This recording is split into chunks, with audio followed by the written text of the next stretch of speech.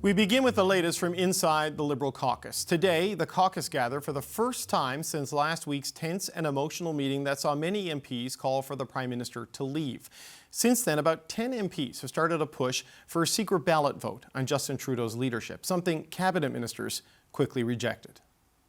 What a load of nonsense. The overwhelming majority of caucus members say they have faith in the Prime Minister.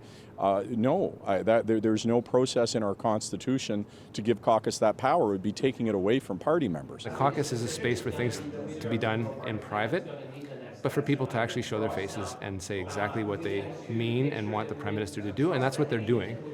So I don't see the need for a secret ballot. There was no secret ballot at caucus today. Instead, MPs heard an update on election plans from the new campaign director. So where does all of this leave the efforts for a vote on Trudeau? Well, two MPs calling for that secret ballot are with me now.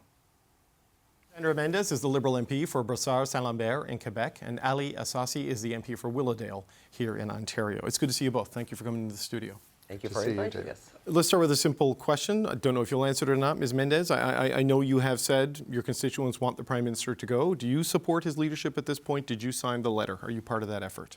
I'm not going to answer about the letter because I think that has to remain within caucus, but about my constituents, well, that has been the message that has been very clearly conveyed to me and that I try to convey myself. Do you share your constituents' view that there needs to be change in the leadership? Personally, no.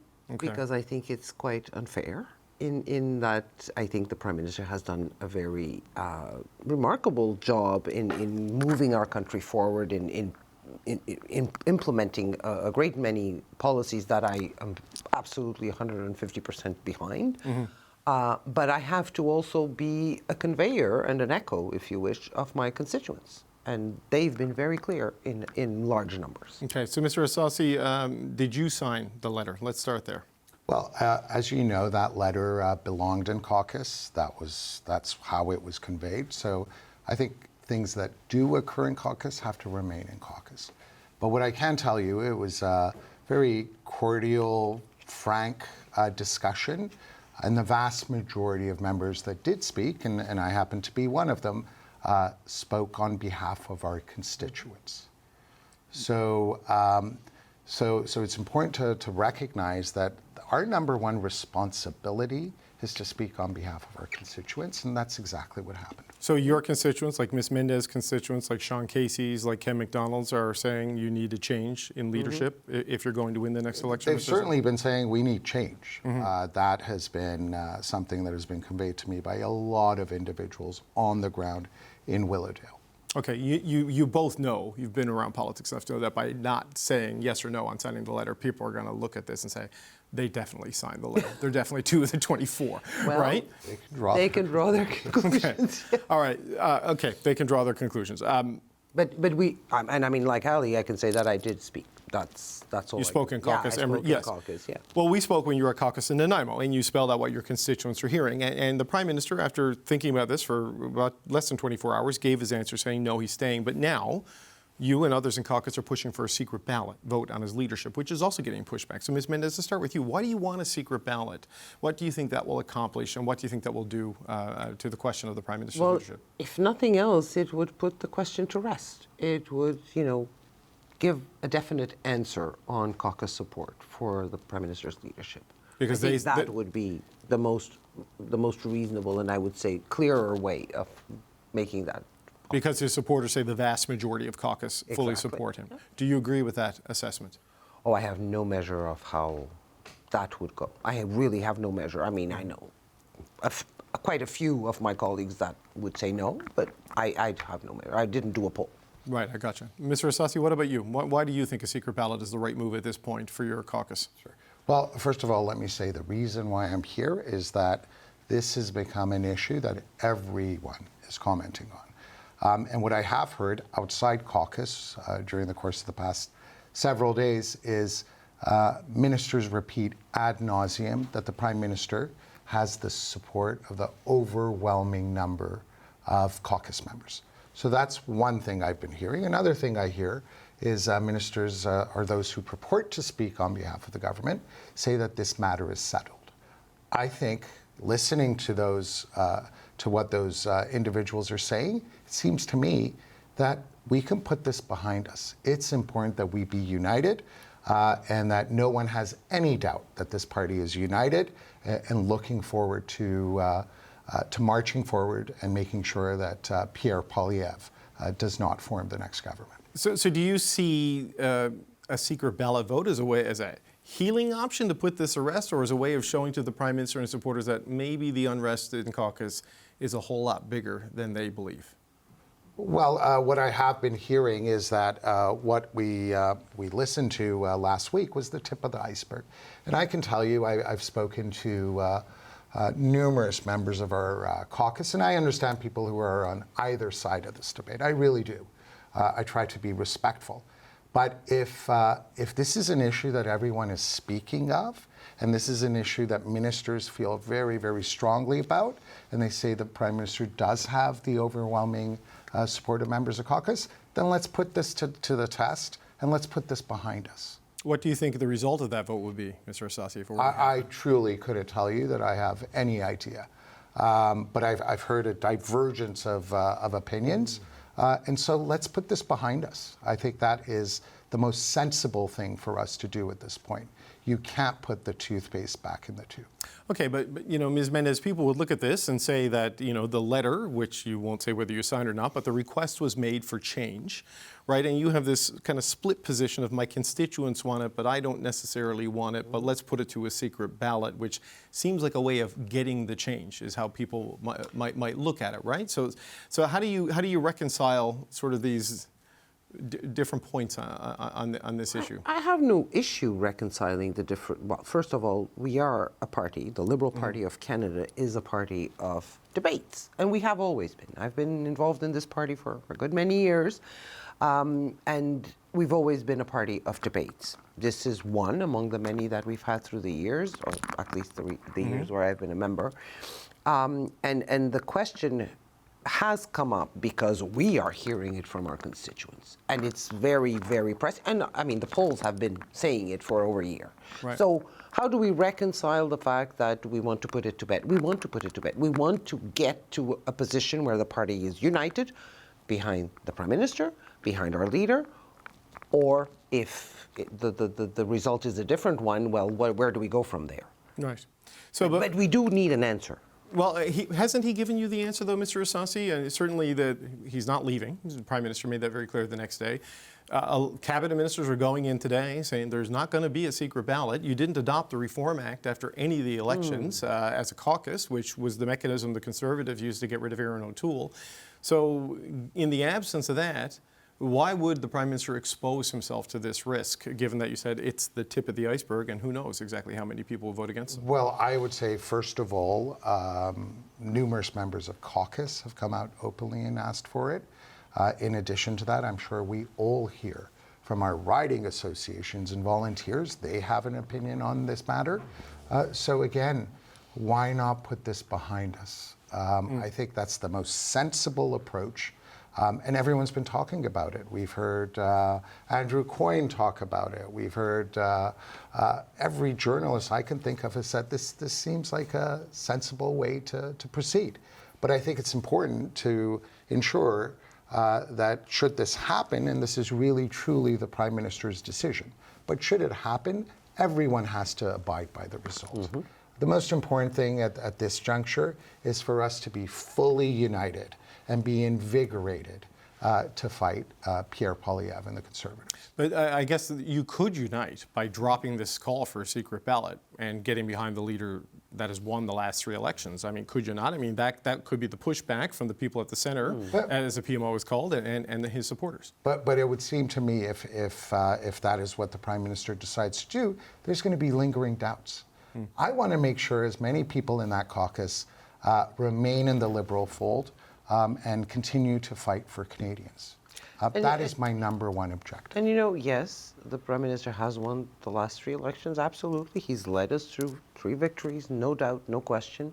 And he, as I said, has been absolutely instrumental in moving Canada forward in many, many ways that I absolutely adhere to.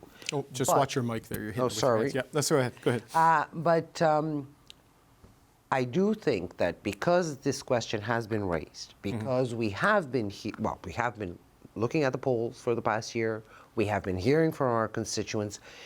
If we don't put this to bed in a very definite way, this will continue.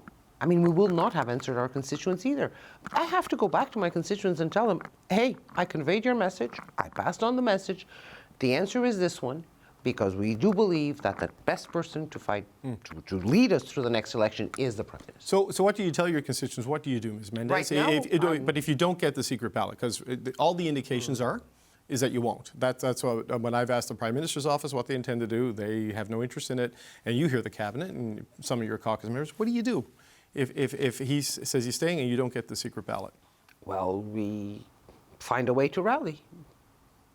Because, I mean, honestly, what else do we do? But I think this would be the best way to put that to bed. Mr. Ehsassi, what do you do? If you don't get this clarity, this closure that you're thinking a secret ballot vote could do, I mean, what do you do as a Liberal and as an MP? I think I've made my decision known. I do intend to run, but why not take this opportunity to invigorate the Liberal Party, to invigorate our riding associations? That seems to me a very important objective here. We have to make sure everyone's on board and fully committed. So that's why I think it's a sensible approach, but it could very well be that the Prime Minister has decided against it. But, you know, you say invigorate the party. I mean, the news of, you know, the signatures being collected, news of the demands for him to go, Ken McDonald, Wayne Long, you speaking on behalf of your constituents, Ms. Mendès, this looks to a lot of people, this is damaging the party. This is weakening the party. I mean, do you think... Why? Why? Why speaking for our constituents would weaken the party? We are meant to be their representatives. That's the beauty of our electoral system. But Pierre Poilievre stands up and says 24 Liberals have signed a sheet of paper saying you need to go. I don't really care. I'm sorry to say, but I don't care what he says. I care about what our constituents are telling us. I care about representing them properly. And I don't think that having these conversations in a mature and respectful way is going to divide the party, because the party is stronger than that. The party has a structure and a history of, you know, getting itself together when it needs to get itself together. But having these conversations won't weaken it. It will just actually strengthen it, in my view. And having this secret ballot would, I think, also strengthen the Prime Minister. Do you think it would strengthen him, Mr. Ehsassi? It seems like all of this... Listen, the proponents of this secret ballot are saying the Prime Minister has been at the helm since 2013, and there has been no review. So let's just go through this process, and let's make sure that everyone knows what this process is, and let's demonstrate to Canadians that caucus has full confidence in the Prime Minister. I don't see what the harm would be. But, you know, a secret letter with secret signatures and now a secret ballot, I mean, the 24 people, like, we know who some of them are because they have self-identified and revealed themselves. Patrick Weiler read out the letter in the caucus meeting. Should these people not reveal themselves and stand publicly and say, this is what we think? So this is really interesting because you keep steering towards the letter, and I'm constantly talking about the secret ballot. Those are two very separate things. But one triggered the other, right? The conversation last week caused by the letter has now evolved into the next step of saying, let's settle this through the secret ballot, right? So it's a continuum of things that have happened here, is it not? Well, some people would say that what triggered that letter is the fact that we didn't have a national caucus. After Toronto St. Paul's. Yeah, yes, I would agree with that assessment because that's certainly the feedback a lot of people have given us, right? So, but if I may, the whole question of secrecy about the letter, the signatories, and whatever. What happens in caucus stays in caucus, and that's the whole point. All the other conversations have been public. The conversations like what I shared with you in But the collection of signatures wasn't done in the caucus meeting. It was done between MPs who were members of caucus, but it happened in a bunch of rooms around the precinct of the West Block. Okay, right? but I'm imagining that the ultimate objective was to present it at caucus, and that is the way it should be done, to preserve the unity of caucus. Okay, so I have to ask you a question about what happened in caucus today. No. I know you're not going to give me details. But Andrew Bevin presented. He has stepped into the role of running your re-election campaign. A lot of people came out of there saying they felt reassured by what he said to them, the way he said it to them, and the ads that were played in caucus, which we are told are going to be running out, might be airing by the time this conversation. If people see this or listen to this on the podcast. How do you feel after what you heard? Are you more reassured about your party's readiness for the next election or about the same? Well, definitely reassured because we saw something, but I won't give you more details than that. Okay, Mr. Ehsassi, last word to you. How do you feel? What I would say is anyone who's worked with Andrew Bevin has high praise for Andrew. So it was great for him to be out. It was great for Marjorie to be out and explain things. The reason I'm here is to make sure that there are no divisions in our caucus. That's really why I'm here. Could be that a few people weren't impressed, but it seems to me that he did a competent job, did a good job, and that was the first step.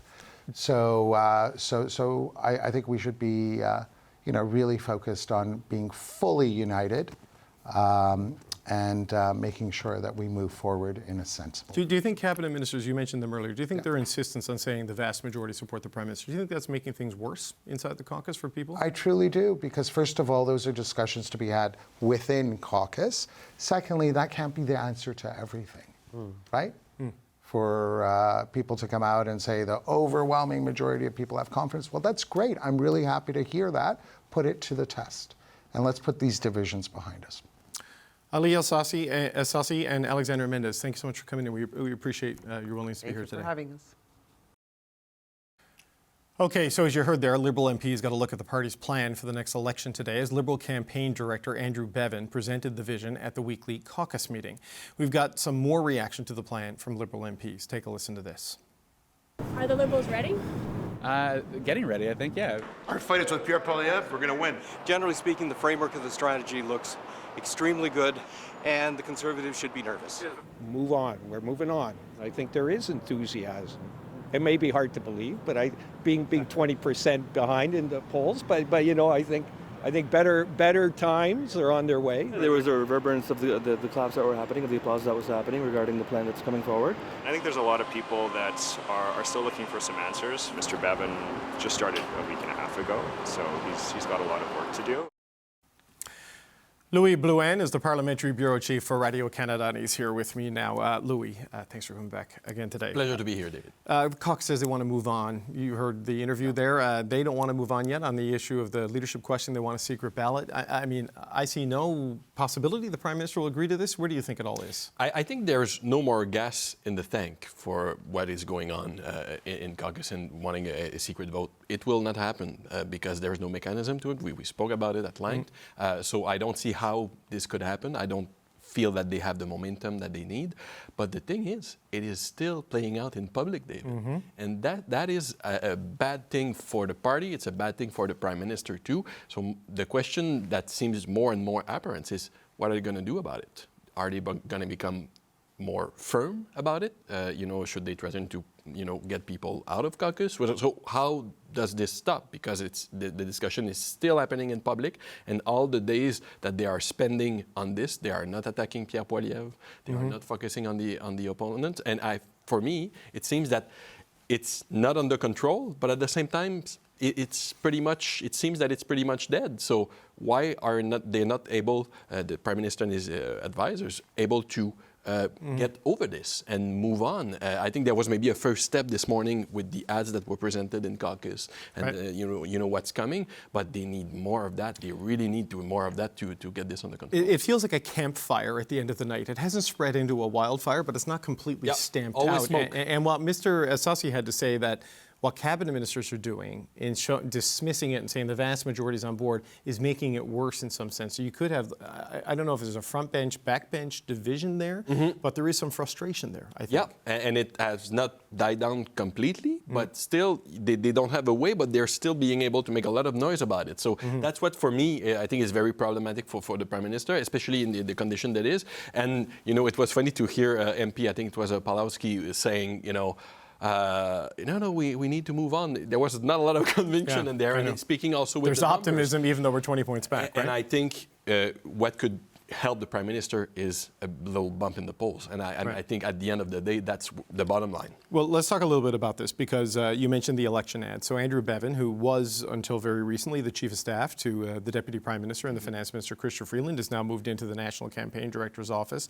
Supposed to brief the caucus a week ago, but that got derailed. Yes. So he's in there today. I had a chat with him earlier this week after the show about how do you do this? And they're rolling out ads coming today. What's your sense of the response people had to what Bevin laid out to them? I think there's a lot of MPs that are happy that they're getting into attack mode. I think some of them think it should have happened months ago, maybe even more than that they were late to define Pierre Poilievre. And what I'm hearing also is that Mr. Bevin and Marjorie Michel, also, who is the Deputy Director of the campaign for Quebec, are well respected. Their judgment is respected. There's respect to what they did in the budget rollout for Mr. Bevin in particular. There was this series of announcements before the deposit of the budget. So I think that worked well, and they want to see more of that. They want to see being in attack mode because election is coming, and I think they want answers. They want to see that there's a plan, and so I think it was a positive first step from the echoes I've got in the room. I don't know what you heard, but I think they need more of that and something solid. And I had people last week telling me, we had more work done on the campaign in the last 2 weeks than the last year. Yeah. So I think there's catch up to do, and it's the start of that. Yeah, they've secured a plane. Apparently, they're hiring people to work on the campaign, and as you say, there were ads presented that they've been testing. So we'll see what they look like. They have to select candidates now, and yes, they in do. the state of things, that could be a challenge. Maybe some more, depending on how things go. And that's going to be, something to watch for. Okay, one more thing to watch for just quickly on this. The Bloc has said they're ready to vote no confidence. The Conservatives are ready to go at any moment. So all the pressure was put on Jagmeet Singh, even in a statement from Andrew Scheer. We heard from the NDP leader today. He doesn't sound like a guy who's going to vote no confidence just because the other parties want him to. No, and we have two NDP sources telling us that they have no intention in voting for any defiance, non-confidence motion that the Conservatives would put forward. They don't want to play in the game of Pierre Poilievre into that. So that's pretty clear. I think the the electoral thermometer just went a few degrees down today. And also, there could be the window of the fall economic statement. Right. The Liberals will need the support of the NDP. Right. What Liberal sources are telling me is that what they have in this document will not really give any choice to the NDP but to support it, that there will be some important things for the NDP base in there, that it would be very difficult for them to vote against it. So they feel it's in the bag for this fall at least. Wow. And they feel that the NDP is not in a rush to go into an election. They saw what happened in the British Columbia too, that they have to still to get organized. So we'll see about, it's still unstable and all, but it seems that the pressure is down on the Liberals today on that. Yeah, I would agree the NDP are in no rush. Whether it's in the bag for the Liberals, I'm not making any prediction of that. No, I think it's true that it's very careful of yours, and it seems to me the NDP are willing to vote non-confidence, but on an issue of principle to them, not just a motion from Pierre Poilievre and the Conservatives to try to trigger an election. It's on something that matters to them and matters to their base, but that's probably where we're talking. And there's some matters to discuss, between the Liberals and the NDP. I think there's some things they can agree on. Could it be some targeted measures to help seniors, stuff like that? I think there's things to, and there's also stuff coming on the environmental front, climate cap, also the emissions cap that's coming, things like that. So I guess they had to get their recipe in order and the right stuff, but it seems that it's very probable that they could get the NDP support. Okay, Louis, I always appreciate being able to compare notes. That's Louis Blouin, the Parliamentary Bureau Chief for Radio Canada. Okay, we're going to start with all that stuff with the power panel. Rob Benzie is the Queen's Park Bureau Chief for the Toronto Star. Michelle Cadario is a former Liberal National Campaign Director. And here with me in Ottawa, Tim Powers is a former strategist for Conservative parties, and Jordan Leichnitz is a former NDP strategist. 1 week, Michelle, since the big caucus meeting. They had another caucus meeting, and Andrew Bevin got to speak this time. Positive reviews for where the starting point is. But not everybody thinks the whole leadership issue is settled. Where do you think the Liberals are a week after the big meet? Well, I think it was important. Certainly, Andrew and Marjorie coming forward and presenting, the start of a plan, showing progress in terms of, the campaign organization, how things are moving ahead, the semblance of an advertising campaign, which I think is what Liberals have been looking for. And listen, there's always going to be grumbling within caucus. This idea that there's going to be a secret ballot, though, is just nuts. There isn't going to be one. There's no precedent for one, nor is there any kind of a process for one.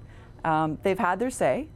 And now, really, I think it's incumbent on the people, if you're not running again, then you really should probably not get in the way of the others who are. And for those who are, they've got to decide, is what they're doing in terms of continuing the grumbling, furthering the party's chances, or are they hindering it at this point? Because it seems like the Prime Minister has listened, but he's staying. And so, you kind of got to get on the boat and start rowing with the team. Well, Tim, Mr. Ehsassi and Ms. Mendès both say they plan to run again. We'll see if that holds, but they say they plan to do it. And I was struck by something Ali Ehsassi said at the end of the interview, that he made reference to his frustration with cabinet ministers saying the majority of caucus is behind the Prime Minister. And he said that's just making things worse in caucus because he is very frustrated with that. Where do you think it leaves things? It reminded me of a sports highlight show, David, where you talk to the players up against a team that's stacked and they say, yeah, we can win, we're going to do it, we're together. And then you start talking to them individually and you discover there are fractions and divides within the team. Look, Michelle used the word nuts to describe what the backbenchers are doing who are calling for change. What's nuts is to think, and Michelle didn't say this, but I will opine this, it's nuts to think this is going to go away in totality until such time as one of two things happens. The Prime Minister either steps off or the Prime Minister goes and wins an election. Only one of those two things will satisfy people here. Every party has been through these sorts of things when a leader is at the end of his tenure and that leader has to prove that they can still win or they need to go. This will just keep going. It will move from leadership ballots to maybe one or two people stepping away or saying they're not going to run because they can't win. It's just going to go until Justin Trudeau either wins the election or steps off. So, Jordan, we know there were 24 people to sign the letter that was presented to the Prime Minister. Not all of the names shared, some of them publicly revealed. Now 12 MPs have called for the secret ballot. By next week, we'll be down to a half dozen at this erosion rate. I don't know. But where do you think this leaves him? Because, we'll talk about this in a second. He's very determined to put the focus back on Pierre Poilievre, but his own MPs keep bringing the focus back to the question of him. Yeah, there's no chance of that happening with this ongoing. It's far too interesting for everybody in the national media, for one thing. And I think that the problem for Mr. Trudeau and for the Prime Minister is that the pain point is going to come around at least once a week now. For each and every caucus meeting, there's no off-ramp from this. He's digging in. He's being clear that he wants to stay and largely it appears not to be making any significant changes in his own approach. And his detractors appear more willing to speak publicly. We know an awful lot of details for what's going on for what's supposed to be a closed-door caucus meeting. And once that element of trust has really been lost and people are leaking as freely as that, there's not an end to this. Yeah. And so I think the problem that he's really facing is that without any significant changes or any off-ramp, this pain is just going to continue week after week for him. Yeah, I mean, caucus is the new Vegas, right? What happens in caucus stays in caucus until it doesn't. But, Benzie, is the off-ramp next week? U.S. election, the world is focused on that, and then a cabinet shuffle we anticipate sometime in mid-November. Is that their off-ramp? Because, let's face it, if Donald Trump wins next week, I don't know if a lot of people are going to be too worried about, backbench MPs and their concerns. I mean, what do you think happens next with this? Yeah, I mean, certainly what happens in Washington or happens in the United States next week will have probably a bigger impact than any secret ballot initiative or letters or code red petitions or anything like that. But I think the analogy you used earlier, David, about a smoldering campfire is a good one because it's the kind of thing that a spark could come up and then the next thing you know, it's a forest fire. Because remember, these MPs are now talking about their own livelihood, their own jobs, their own futures, their own families are in their ear, their neighbors are telling them. I mean, I'm in downtown Toronto where you can't swing a dead cat without hitting a Liberal MP, and they are worried, and they should be worried because they listen to what the people on the streets are saying and saying, look, it's not the program, it's not it's not the carbon tax or dirty little secret for Mr. Poilievre, at least not here in Toronto. Maybe in other parts of the country it is, but it is Mr. Trudeau. He is the ballot question. He was the ballot question in Toronto St. Paul's in June. He was the ballot question in David Lamette's riding Montreal later in the summer. So it's him. He's the problem, and I think Andrew Bevin is a great guy. Everyone likes him. I know him from Queen's Park days, but he has a very, very thankless job ahead of him because this is very tough to put a pig on this poke. Yeah, Michelle, Andrew Bevin, I got what you're saying. Andrew Bevin has a tough job, right? He stepped in as national campaign director. I had a chat with him on Monday after the show in the same place where I've met with some Conservatives, by the way, if you're taking pictures. And Michelle, you look very handsome in the picture, thank you. But Michelle, he laid out the groundwork of a plan. Now, I mean, it's too early for him to be completely advanced on this, but they put out contrast ads that we're apparently going to see, which is something Liberals have wanted for a long time because they feel like they're not in the fight. They're hiring staff. They've secured a plane. I mean, do you think the advertising move at this stage in the political cycle, Michelle, I mean, what does that do for the broader conversation? Because it's also aimed at the internal unrest as well, right? Well, listen, without question, an ad campaign out there is good for morale, and it would be even better if it did move the polls. But listen, I've been there. I'm not pretending that there isn't an issue, and as you know, I've been in the fight before. This is not like having a handful of MPs, and not even all of them actually being public. It's not this big groundswell. It is grumbling in caucus, no question about it, and it is a distraction for the Prime Minister, and it's a distraction for the Liberals, without question. But at some point, Liberal MPs are going to be talking to their colleagues, and they're going to be saying, you know, either we do this big push and really try and get him out, or we all have to kind of come together. And I don't think that there's any kind of sense that there is going to be ever this big push. And so I would bet that those same people who are still grumbling are going to come under increasing pressure from their caucus colleagues to get with the program. And it's kind of, you know, if you don't want to be a part of it, don't be a part of it, but don't hinder our chances too. And you kind of got to go forward. Right, and so Tim, just as a final point of that, I asked Ms. Mendès and Mr. Ehsassi, I said, you know, a lot of people look at this, the secret ballot, the secret names, you know, the secret letter, and say this is hurting the party. And they can say, no, you know, we can have a mature conversation about this. It doesn't seem to me like it's helping necessarily at this point. Well, I can tell you, having been on the Conservative side, when there were all sorts of agitations and I was part of the agitation, it absolutely hurts the party. Michelle and I both know that, as does Jordan. When a party fights with itself, it presents to the outside world as an unorganized, dysfunctional entity. So to Michelle's point, and she's right, at some point somebody's going to say, you know, are we in this together or not? And do they ride into the valley of death together if that is appearing to be what the outcome is? So yeah, every time you fight internally, it takes away your credibility externally, but I don't see how it's going to move away. The final point I'd make is, and I wonder if there's a bit of a generational change here. I think Michelle is right to say in a different political time,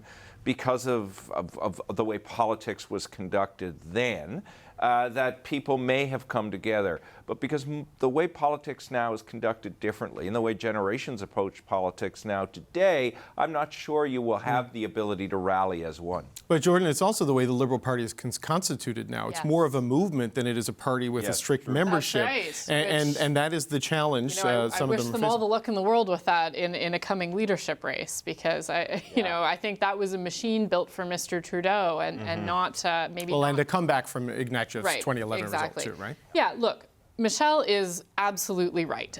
This is not a lot of people in caucus. They are, it seems, very cowed, you know, I think certainly historically by the PMO. This is not a bold group of people, but it is enough people to continue to distract, to make the party look inward-looking, and voters just don't reward that. And I think it's a difficult argument to make for the Liberal caucus that, you know, to basically get on board or get out of the way. We're doing this anyway. It's not very inspirational or motivating to them. Yeah. It's also not a pathway to victory. And so I think until people feel some sense of positive buy-in, it's going to be difficult for the Prime Minister to see his way out of this. Okay, well.